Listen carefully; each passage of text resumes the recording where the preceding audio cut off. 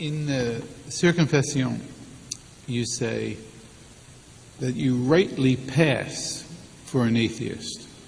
Je passe à juste titre. Instead of just saying that you are an atheist. Now, why don't you just say, I am an atheist, instead of I rightly pass? Is it because you have some doubts about the distinction between atheism and belief in God, or some doubts about whether you are an atheist? I mean, suppose someone interpreted that to mean, I am to all appearances an atheist, but appearances can be deceiving. So don't be too sure, perhaps I am not. I am not simply the one who says I.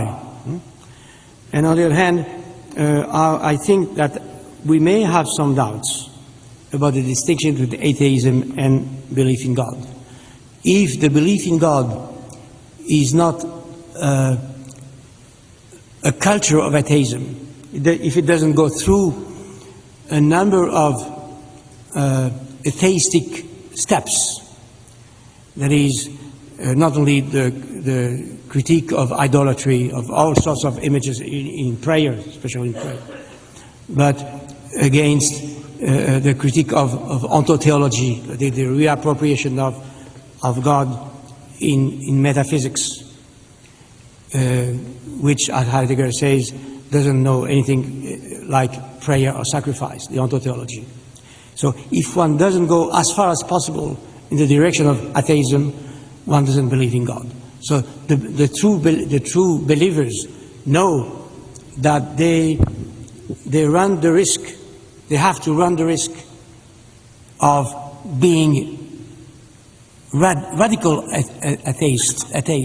Even Levinas says somewhere that he is, in a certain way, an atheist, because he doesn't understand God, he doesn't interpret God as an existing being. God is not an absolute being.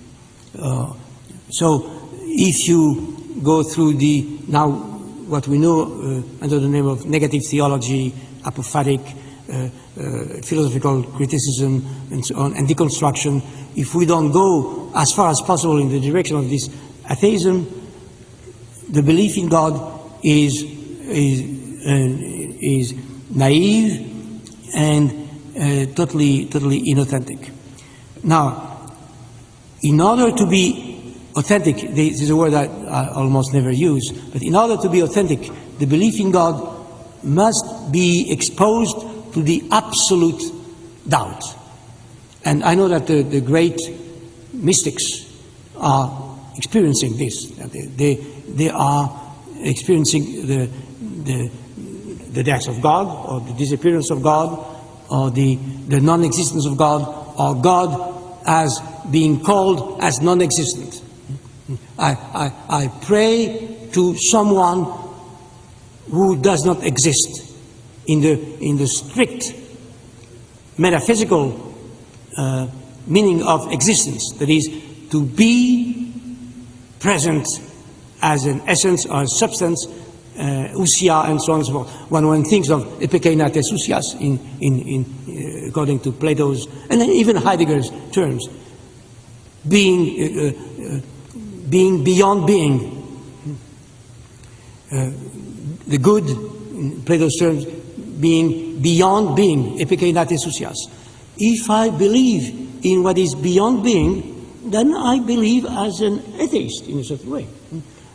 Believing implies some atheism, however paradoxical it may sound.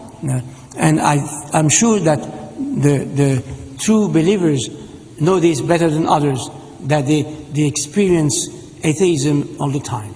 And this is part of their belief. So in this epoche, in this suspension of belief, suspension of the position of the existence of God, it's in this epoche that faith appears.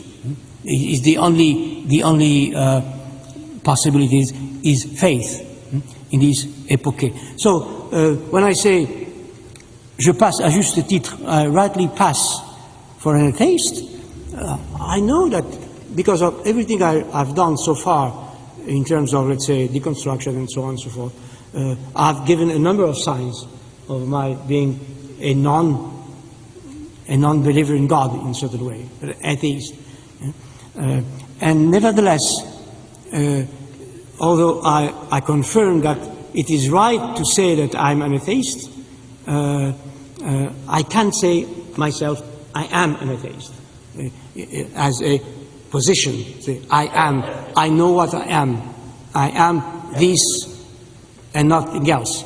And I'm identical with myself as an atheist. I would never say, this would sound obscene to say, I am. I wouldn't say I am an atheist, I wouldn't say I am a believer either. This statement which I find absolutely ridiculous.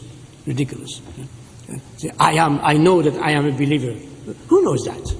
Who can affirm and confirm this? I am a believer. And who can say I'm an atheist? I just write such sentences. That's the only thing I can say.